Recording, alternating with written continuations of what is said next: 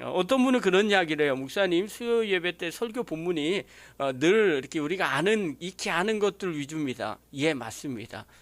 익히 아는 것들, 성경의 창세기부터 요한계시록까지 다 하나님의 말씀이지만 중요한 이런 구절이나 그런 내용들의 내용의 것들이 있습니다. 그 것들을 가지고 수요일 날 말씀을 전합니다. 그래서 이 말씀은 사실은 누구에게나 듣지만 꼭 필요한 겁니다. 그래서 반복해서 본문을 가지고 또 이리 보고 저리 보게 됩니다. 오늘 본문은요, 예루살렘 교회 안에 생긴 문제를 다루고 있어요. 그때 교회에 문제가 생겼어요. 그럼 오늘날 교회는 문제 안 생길까요? 똑같이 생겨요. 그렇죠? 그런데 답은 성경에 있는 거죠. 그래서 또 보게 되는 거예요. 사도행전 6장 1절에 보면 이렇게 기록을 해요. 자, 읽겠습니다. 시작.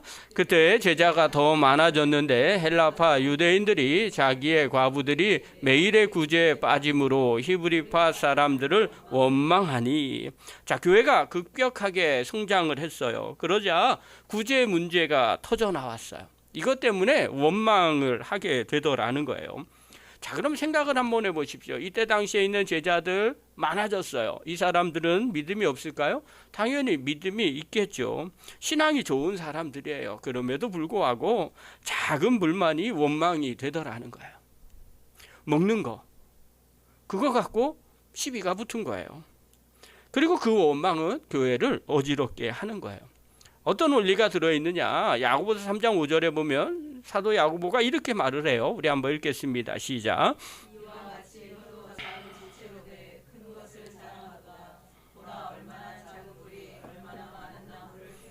예, 말 아무것도 아닌 것 같지만 이 작은 말이 공동체 전체를 무너뜨린다는 거예요. 그래서 조심하라는 거예요. 신앙이 좋다고 말을 잘할 수 있느냐? 그것도 아니라는 거예요.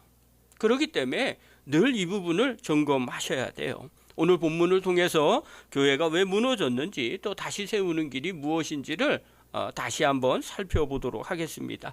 자, 그렇다면 첫 번째, 언제 무너지는가? 복음의 다른 것 붙잡으면 교회가 무너지게 됩니다. 자, 예루살렘 교회 안에는요, 헬라파와 히브리파 사람들이 갈등을 했어요. 6장 1절을 다시 한번 읽을게요. 자, 읽겠습니다. 시작. 그때 제자가 더 많아졌는데 헬라파 유대인들이 자기의 과부들이 매일의 구제에 빠짐으로 히브리파 사람을 원망하니. 자, 헬라파 사람들은 어떤 사람이냐면요, 헬라는 그리스를 이야기하는 거예요. 지금으로 얘기하면. 그래서 그리스 말을 하는 사람이 헬라파 사람들이었어요. 히브리파 사람들은 히브리 말을 하는 사람이에요. 요즘으로 얘기하면 전통 유대인들, 히브리 이스라엘에 사는 사람들을 말하는 거예요. 이런 사람들이 히브리파 사람입니다. 그런데 교회에서 구제를 해요. 매일매일 사람들이 많이 오니까 뭐 아침 조식을 했거나 뭐 점심 식사를 했거나 뭐 이런 걸 한 거예요. 그런데 헬라파 유대인들이 이렇게 보니까 자기네 과부들이, 헬라파 말을 쓰는 과부들이 구제에 빠지는 일이 생겨난 거예요. 그래서 불평을 터뜨린 거예요. 누구 때문에요? 헬라파 사람들이 불평하는 건데 누구 때문에 불평하면 헬라파 사람들의 과부들이 구제에 빠지는 걸 보고 불평을 한 거예요. 자, 문제의 겉모습은 뭐예요? 구제를 한 거예요. 먹는 거 갖고 지금 문제가 일어난 거예요. 그런데 조금 더 깊이 들어가면 사실은 이 구제만의 문제가 아니었다는 거예요. 왜냐하면 구제만의 문제라면 히브리파 사람도 얘기할 수 있어요. 아니, 왜 다 못 먹어? 왜 저 사람은 못 먹어? 이렇게 말할 수 있잖아요. 근데 그렇게 하지 않고 헬라파 사람들이, 헬라파 과부들이 매일 구제에 빠지는 걸 갖고 얘기한 거예요. 그러니까 이 말은 다르게 보면 파벌과 차별에 대한 부분을 이야기하는 거예요. 나하고 가까운 사람이 거기에 빠졌다는 거예요. 다른 사람이 빠진 건 상관없어요. 나하고 가까운 사람이 빠져서 문제가 된다고 불평을 한 거예요. 자, 그러면 이제 그때 당시로 다시 한번 생각을 해봅시다. 이 문제가 왜 이렇게 됐는가? 자, 초대교회 교인들, 예루살렘에 있는 교인들의 구성원들이 어떻게 됐는가? 누가 더 많았을까? 정확한 비율이 성경에 나와 있지 않아요. 100명 중에 몇 명은 히브리파 사람이다, 몇 명은 헬라파 사람이다. 교족부를 한번 보자. 그러니까 교회 명부를 쭉 본 것이 아니거든요. 그런데 대충 추측할 수가 있어요. 첫 번째 교회가 예수님 당시에는 누가 주로 예수님을 따라다녔어요? 당연히 히브리파 사람들이에요. 유대인들이 예수님을 따라다녔잖아요. 그래서 처음에 예수님을 믿는 사람들은 대부분 유대인들이, 히브리파 사람들, 히브리어를 말하는 사람들이 모였었어요. 그래서 초기는요, 다수가 히브리파 사람들이었어요.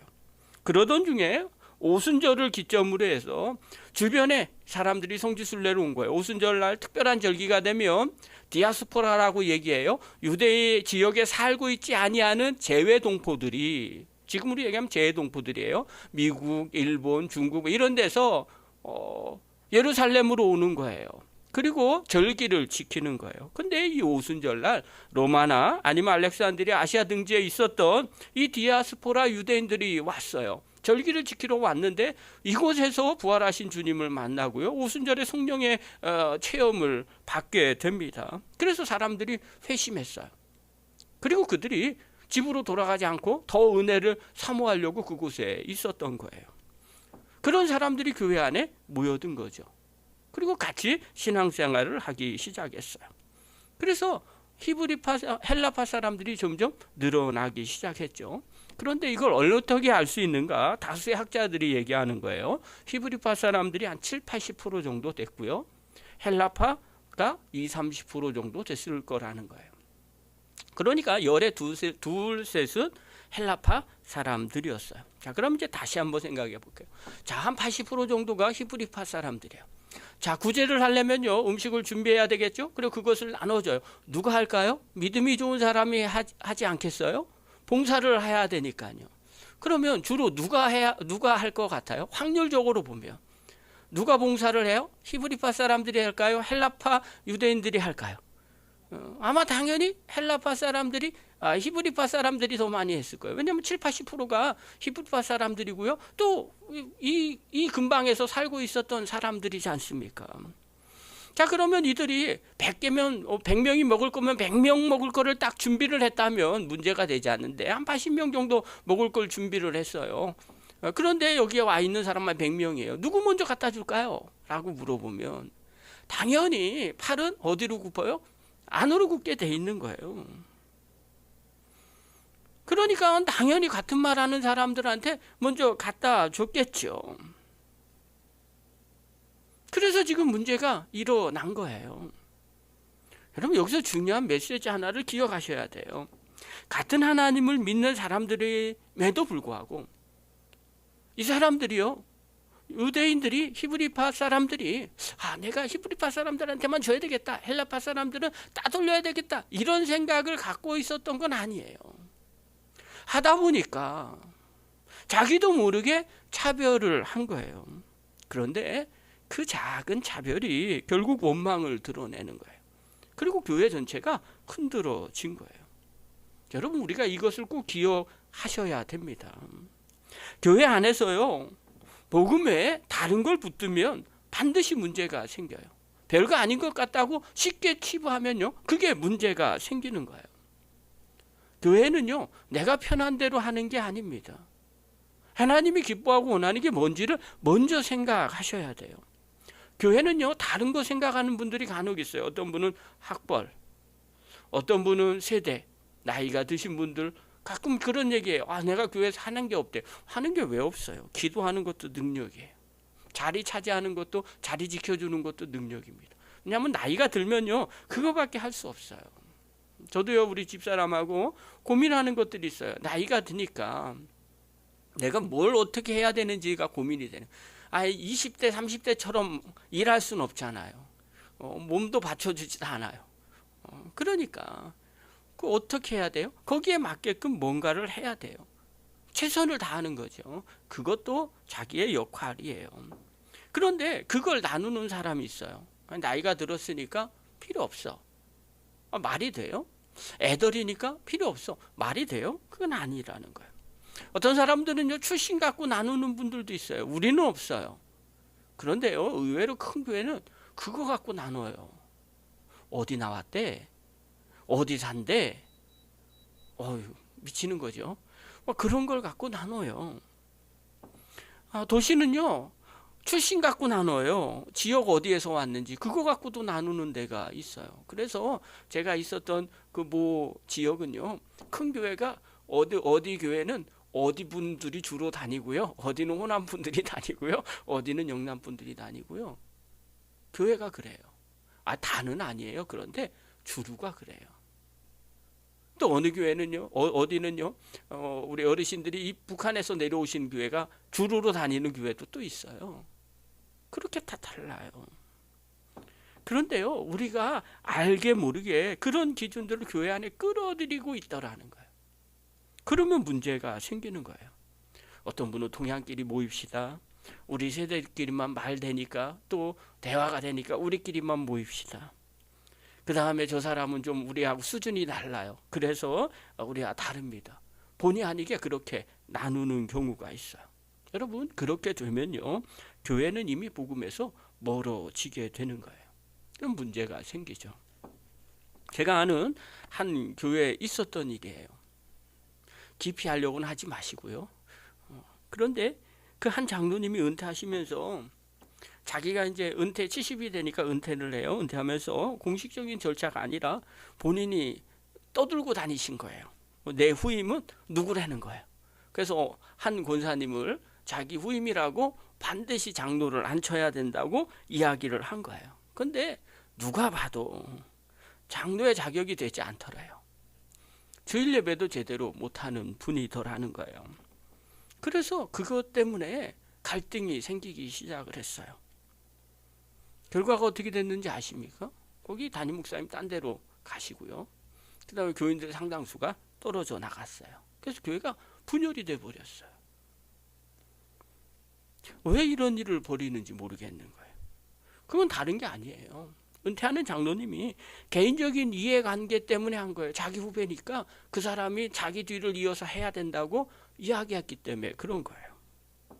여러분, 정말 복음이라면, 그 사람이 맞는다면 교회 안에서 당연히 세우게 돼 있어요. 그런데 그렇게 생각하지 않으니까 그런 일이 벌어진 거예요. 복음이 아니라 사람의 기준, 그 다음에 인간적인 파벌 때문에 결국 교회 공동체가 어려움을 겪게 됩니다. 여러분, 성경은 분명하게 말해요. 갈라디아서 3장 28절에 보면 이렇게 말해요. 우리 한번 읽겠습니다. 시작. 너희는 유대인이나 헬라인이나 종이나 자유인이나 남자나 여자나 다 그리스도 예수 안에서 하나이니라. 여러분, 교회는요, 예수 그리스도 안에서 하나가 돼야 합니다. 교회 안에서 어떤 자리나 직분도요, 복음의 외적인 기준으로 세워져서는 안 돼요. 복음 말고 다른 거에 기준이 돼서는 결코 되지 않는다는 거예요. 만약에 그렇게 된다면요, 아무리 작은 일이라도 교회를 무너뜨리는 불씨가 됩니다. 그러므로 사랑하는 성도 여러분, 잊지 마십시오. 복음 외의 것을 붙잡으면 교회는 무너집니다. 오직 복음만이 교회를 세우게 되는 거예요. 초대교회 예루살렘의 교회가 바로 그것을 깨닫게 됩니다. 두 번째로요, 교회가 언제 무너지느냐? 원망이 공동체를 병들게 한다는 거예요. 오늘 6절을 다시 한번 또 볼게요. 자, 6절 읽겠습니다. 시작. 그때 제자가 더 많아졌는데 헬라파 유대인들이 자기의 과부들이 매일의 구제에 빠짐으로 히브리파 사람을 원망하니. 죄송합니다. 1절인데 계속 입에서 6절이라고 했어요. 머릿속으로는 1절이라고 얘기했는데 입이 6절이라고 얘기했어요. 근데 여러분은 칼같이 1절을 읽었어요. 감사합니다.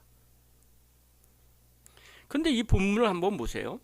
헬라파 사람들이 어떻게 해요? 히브리파 사람들을 원망하는 거예요.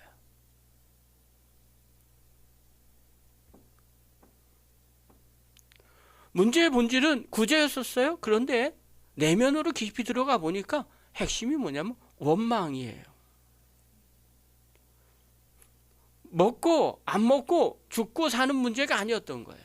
근데 교회를 흔든 게 바로 이 원망이에요. 작은 불평이요, 결국 공동체 전체를 흔들고 병들게 만든 거예요. 신앙생활 할 때 가장 중요한 게 뭐냐, 하지 말아야 될 게 뭐냐라고 물어보면 저는 그 중에 아주 중요한 것 중에 하나는 바로 원망이라고 말할 수 있어요. 작은 불평이요, 공동체를 흔들어 버립니다. 이건요, 저만의 생각이 아니라 성경이 말해주고 있는 거예요.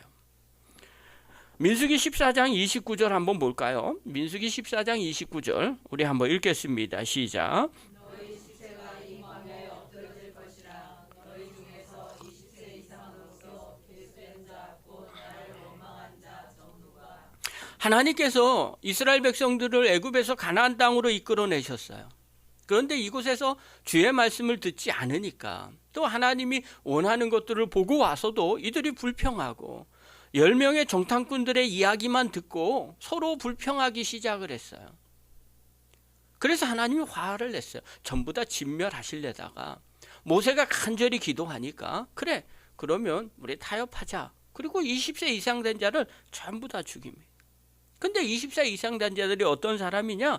그냥 원망했던 사람이에요. 우리가 이런 생각이 들어. 아니 좀 투덜투덜 할 수 있는 거 아니겠어요? 가끔씩 원망할 수 있지 않겠어요? 이렇게 말할 수도 있어요. 그런데 하나님은요, 원망을 단순히 불평으로 보지 않는 거예요. 하나님의 주권을 거부하는 행동으로 본 거예요. 불신앙으로 본 거예요. 하나님을 믿지 않는 걸로 보는 거예요. 그래서 원망은요, 언제나 성경을 계속 보면 항상 심각한 죄예요. 그리고 그 죄가 결국 공동체 전체를 병들게 만드는 거예요. 우리는요, 작은 불편이 있으면 원망할 수 있는 거 아니겠어? 그렇게 말하지만 하나님은 결코 그렇게 말하지 않는다는 거예요. 그것이 곧 나에게 하는 행동이라는 거예요. 그래서 이와 다르게 원망하지 않았던 사람 중에 한 사람은요, 바울과 실라예요. 그가 매를 맞았어요. 감옥에 갇혔을 때 그는 입에서 원망하지 않아요. 사도행전 16장 25절 한번 봅시다. 우리 한번 읽겠습니다. 시작. 중에 바울과 실라가 기도하고 하나님을 찬송하매 죄수들이 듣더라. 네, 바울 일행은요, 원래 기도하고 바울의 마음 가운데는 내가 아시아에 가서 복음을 증거해야 되겠다 하는 생각을 가졌어요. 그런데 기도하던 중에 성령께서 감동을 주셔서 이 빌립보로 오게 된 거예요. 자, 그러면 지금 누구에게 온 거야? 자기가 자발적으로 이곳에 온 것이 아니라 하나님에게서 끌려서 지금 바울 일행이 온 거예요. 그런데 이곳에서 바울은요, 하나님 뜻대로 복음을 전했어요. 그런데 귀신 들린 여종이 자꾸 귀찮게 하는 거예요. 처음에는 무시했거든요. 근데 너무 힘들게 복음 전하는 거에 방해하니까 그 귀신 들린 여종을 고쳐준 거예요. 그랬더니 그 귀신 들린 여종의 주인이, 그 귀신 들린 여종이 점치는 것 갖고 돈을 벌었거든요. 그러니까 그 주인이 자기의 돈이 떨어지는 것, 돈을 이제 못 버는 것에 분개해서 바울 일행을 고소해 버립니다. 그래서 매를 맞고 지금 감옥에 있는 거예요. 자, 여러분이 바울이라면 어떤 생각이 들어요? 내가 오고 싶어서 온 것도 아니에요. 하고 싶어서 한 것도 아니에요. 주님 뜻대로 아시아로 가고 싶었는데 이 빌립보로 오게 하셨고, 그리고 여기서 복음을 증거했는데 복음 증거하는데 자꾸 방해하니까 그거 예수의 이름으로 고친 것밖에 없어요. 그런데 지금 매를 맞고 감옥에 있는 거예요. 그러면 불평할 수 있지 않아요? 잠깐 원망할 수 있지. 하나님 그러실 수 있습니까? 이렇게 할 수 있지 않아요? 아니면 엉엉 울고, 울면은 그래도 기분이 풀리니까요, 서러워서 막 울다가 주님 이럴 수 있습니까? 차라리 이럴 거면 오지 않게나 해주죠. 막 이러면서 얘기할 수 있지 않겠어요? 그런데 바울과 실라는요, 그런 거 하나도 하지 않아요. 불평이나 원망하지 않고 오히려 그 감옥에서 찬양을 해요. 그때 우리가 다 알죠. 어떤 일이 벌어져요? 하나님께서 옥문을 여시고, 그리고 간수장을 구원하시고, 또 예수 믿게 하시고, 세례받게 하시고, 그리고 또 교회를 세우는 역사를 하나님이 일으키시더라는 거예요. 사랑하는 성도 여러분, 원망은요, 공동체를 병들게 하지만 감사와 찬송은 공동체를 살립니다. 힘들고 어려운 상황 가운데 있어요. 누가 봐도 불평할 수 있는 상황 가운데 있어요. 그럼에도 불구하고 하나님 바라보고 찬양할 때 하나님이 그 사람의 그 믿음을 보시고 하나님의 역사를 일으키시더라는 거예요. 여러분, 불평이 아주 좋은 게 아니라는 거예요. 불평은요, 공동체를 무너뜨려요. 심리학자들 사이에서 나오는 이야기가 있어요. 부정적 정서전이라는 게 있습니다. 다 아는 거죠. 누군가가 계속 원망하거나 불평하는 말을 하면 처음에는요, 아무 문제의식이 없었던 사람도 그냥 점점 그게 귀에 들어오게 되더라는 거예요. 그래서 자기도 모르게 부정적인 감정을 가지게 되는 거예요. 결국에는요, 공동체 전체가 의심과 불신의 분위기에 물들어 버리더라는 거예요. 한 사람의 원망이 공동체 전체 시각을 왜곡시키는 거예요. 17세기에요. 청교도들이 신앙을 찾아서 신대륙으로 건너갔어요. 공동체 안에는요, 많은 어려움들이 있는 거 우리가 다 알잖아요. 농사 짓는 법을 제대로 알지 못해서 굶주림도 있었어요. 그리고 인디언들과의 싸움도 있었어요. 그리고 질병도 있었어요. 그런데요, 기록에 보니까 당시의 지도자들이 공동체를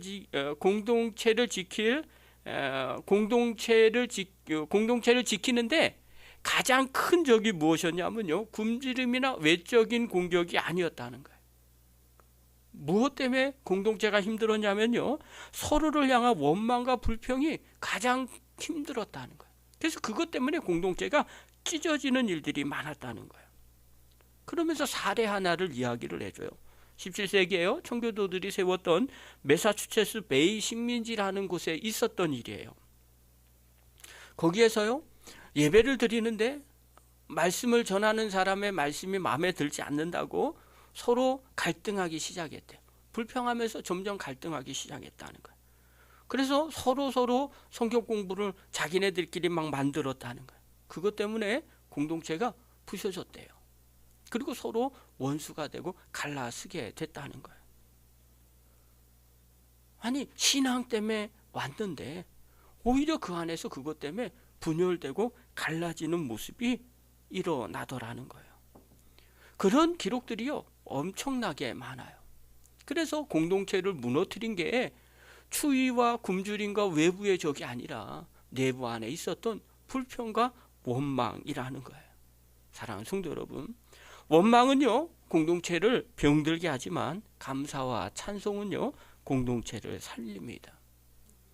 그래서 에베소서 4장 29절에 보면요, 사도 바울은 이렇게 말해요. 우리 한번 읽겠습니다. 시작.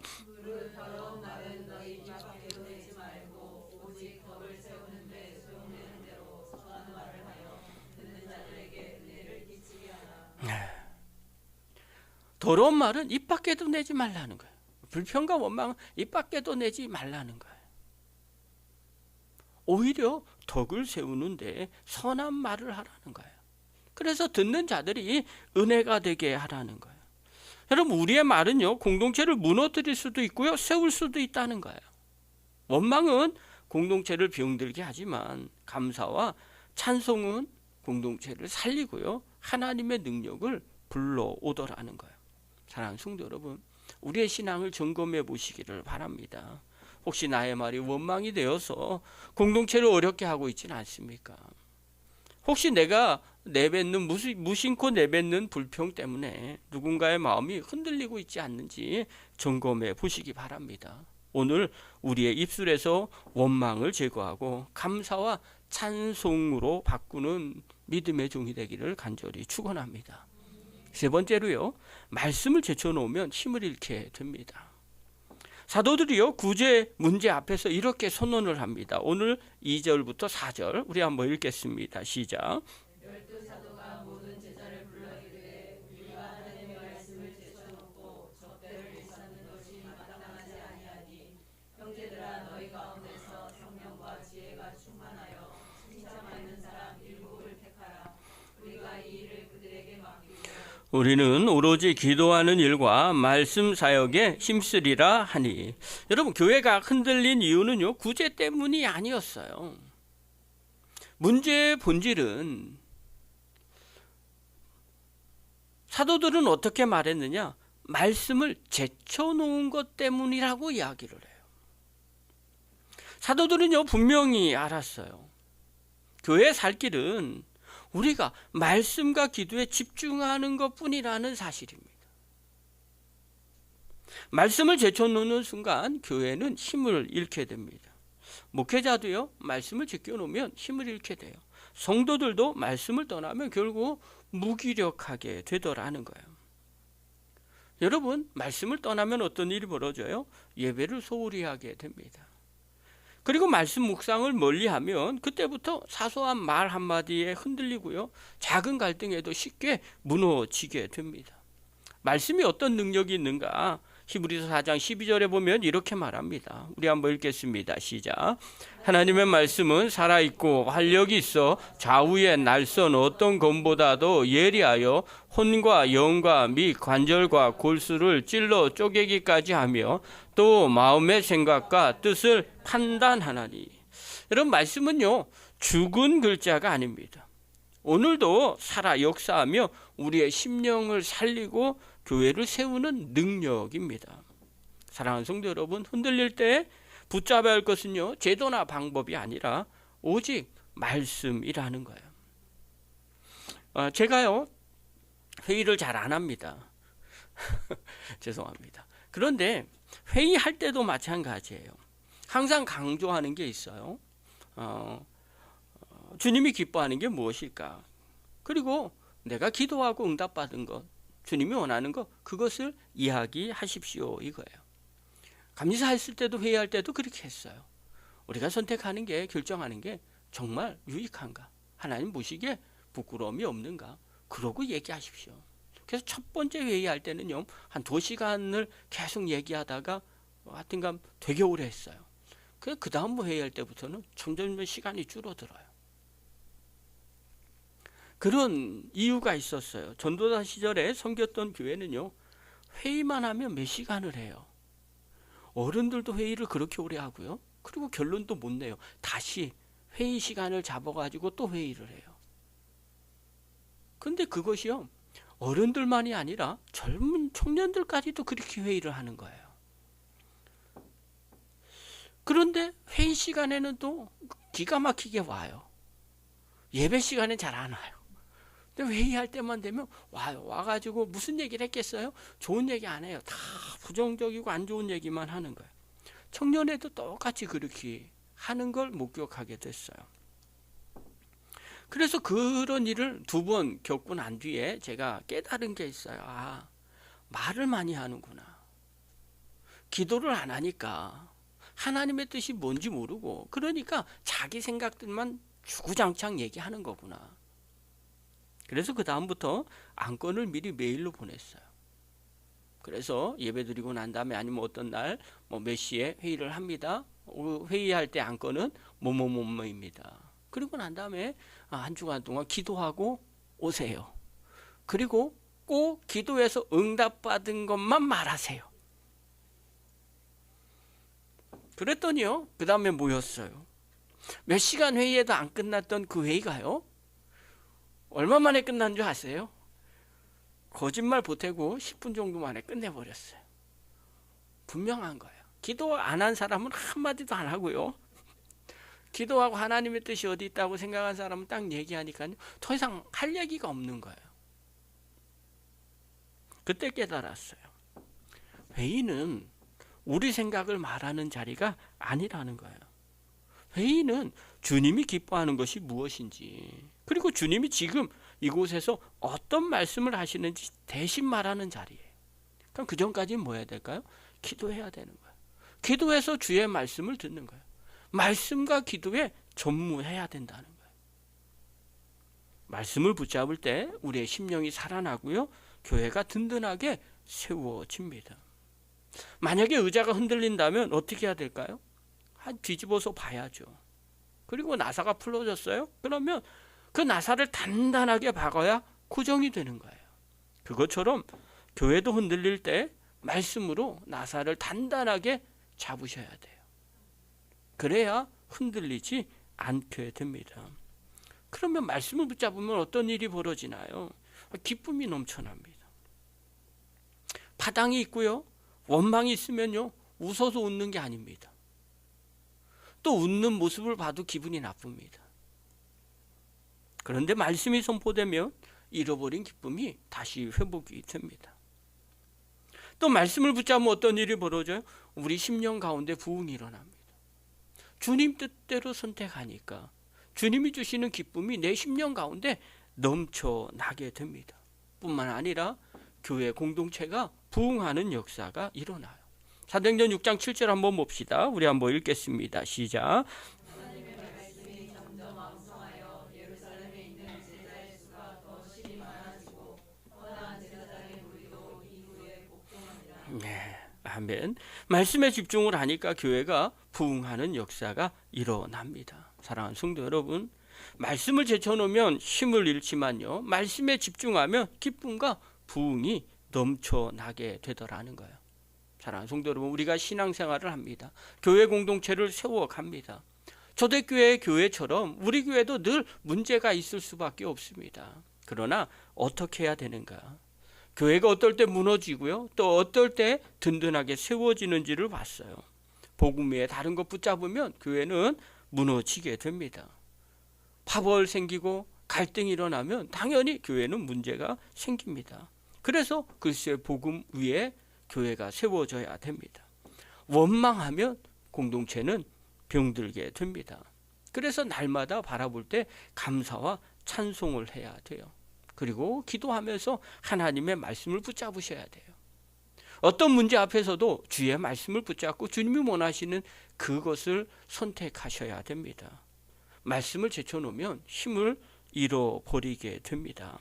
우리의 신앙을 날마다 점검하셔서 나는 복음 아닌 다른 걸 붙잡고 있는지, 혹여나 나는 원망의 말로 공동체를 어렵게 하고 있는지, 또 나는 말씀을 제껴놓고 내 생각과 내 방법만 생각하고 있는지 점검하십시오. 사랑하는 성도 여러분, 다시 말씀으로 돌아가시기를 바랍니다. 하나님이 주시는 말씀을 붙잡을 때 우리의 가정이 살아나고 교회가 살아나고 우리의 영혼이 살아납니다. 저와 여러분이 말씀을 붙잡는 믿음의 종이 되기를 간절히 축원합니다. 기도하겠습니다. 하나님 아버지, 은혜를 감사드립니다. 어느 교회나 어느 공동체 안에나 이런저런 문제가 생깁니다. 그러나 그 문제를 해결하려고 인간적인 생각이나 또 판단이나 방법을 사용하면 문제가 됩니다.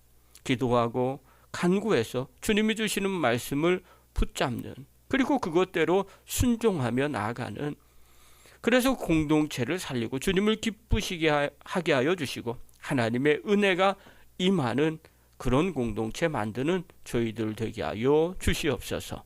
예수님의 이름으로 감사하며 기도하옵나이다. 아멘.